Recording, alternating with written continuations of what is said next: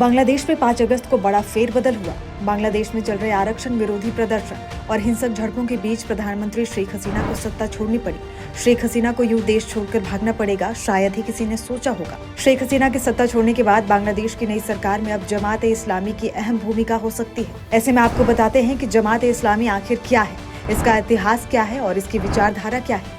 जमात-ए-इस्लामी बांग्लादेश की सबसे बड़ी इस्लामिक राजनीतिक पार्टी है। पार्टी की स्थापना साल 1941 में ब्रिटिश शासन के तहत अविभाजित भारत में हुई थी। जमात-ए-इस्लामी ने इस्लाम की एक आधुनिक विचारधारा तैयार की। हालांकि आजादी के बाद इस पर प्रतिबंध भी लगाए गए। साल 2018 में बांग्लादेश हाई कोर्ट के फैसले का पालन करते हुए चुनाव आयोग ने जमात का पंजीकरण रद्द कर दिया था। साल 1971 में जब बांग्लादेश अलग देश बना था, तब इस संगठन ने बांग्लादेश से पाकिस्तान के अलग होने का भी विरोध किया था। जमात-ए-इस्लामी बांग्लादेश की वो कट्टरपंथी पार्टी है जो चाहती थी कि पाकिस्तान से बांग्लादेश कभी आजाद ही ना हो।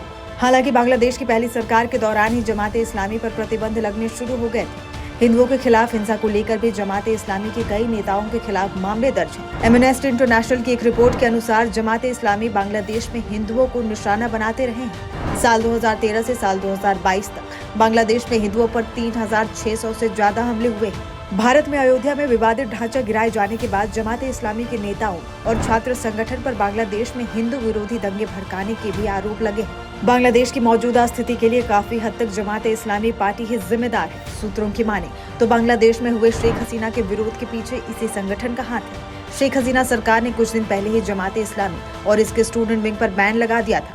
इसी बैन के चलते ही छात्रों का प्रदर्शन और हिंसक हुआ। हालात इतने बिगड़ गए कि शेख हसीना को पीएम पद से इस्तीफा देना पड़ा। जमात-ए-इस्लामी के देश विरोधी गतिविधियों को देखते हुए बांग्लादेश के चुनाव आयोग ने इसका रजिस्ट्रेशन रद्द कर दिया था। इसके बाद से ही जमात-ए-इस्लामी पार्टी ने शेख हसीना सरकार का पुरजोर विरोध करना शुरू कर दिया था।